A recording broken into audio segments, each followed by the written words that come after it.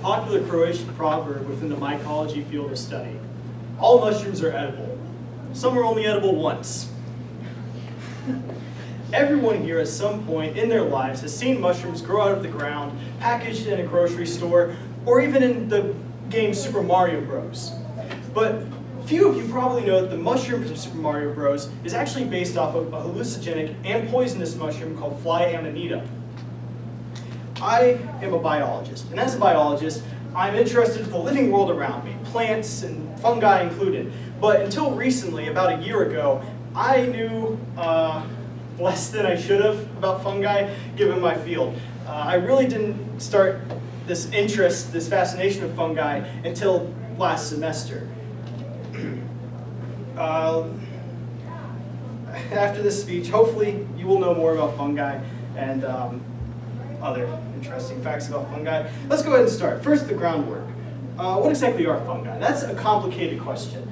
You see, historically, fungi were categorized in the same area as plants because they grew out of the ground. And that was really the only reason why we included them around the same category. They've always been their own separate kingdom.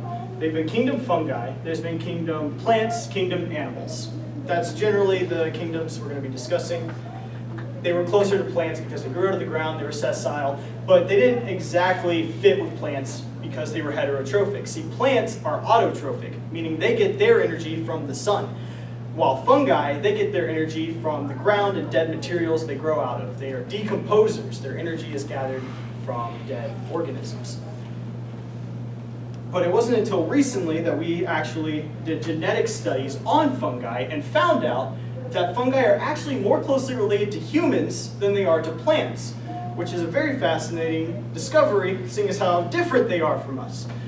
I was trying to figure out how to describe what a mushroom looks like, what a general mushroom is. And that's complicated to do because mushrooms have multiple different appearances, different ways they look. So I brought this book with me, Field Guide to Mushrooms, just so we can really quickly see all the mushrooms in this book and how different each one looks. You go to the back, they get even weirder. They can vary in color and shape and size. It's very complicated to do.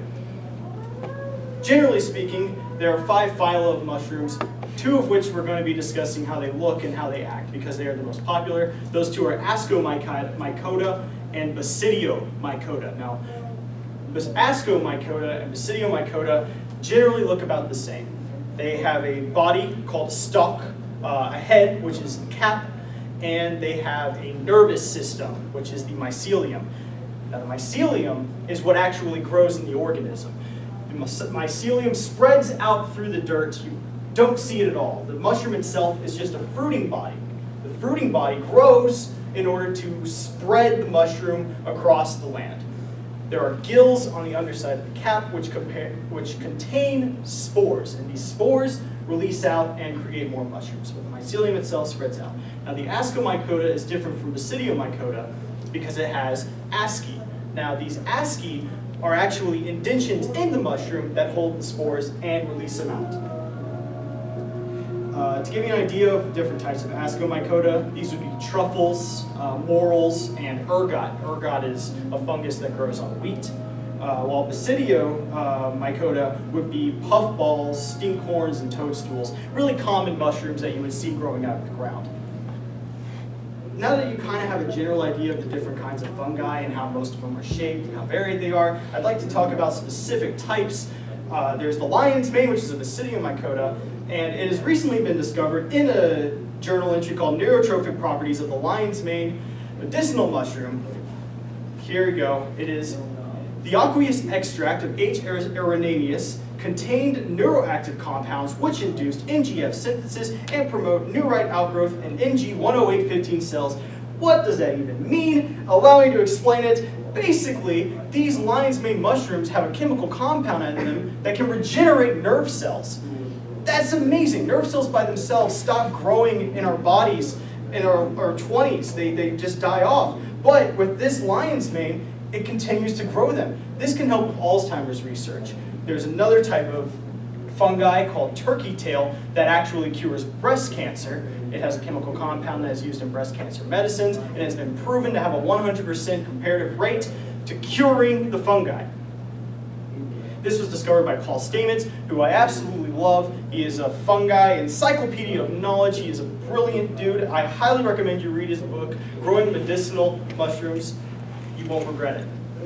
Now, a lot of college students, when they hear about mushrooms, they think about shrooms. They think about shrooms, I know. So I'll go ahead and briefly talk about those. I just wanted to get those other things out of the way. The mushrooms that are psilocybic are called psilocybes. They are in the Basidiomycotas. Don't go out searching for them. They are very close to a poisonous species that's incredibly deadly. The reason why they're called psilocybe is they contain a chemical compound called psilocybin. That's what gives you the psychoactive effect. There's another family called Ophiocordyceps. This is not a psychoactive. This is actually a zombie fungus. This infects ants and insects. It infects their brains. It controls their bodies and forces them into their colonies where they explode and spread the spore to the rest of the colony, making them a zombie fungus.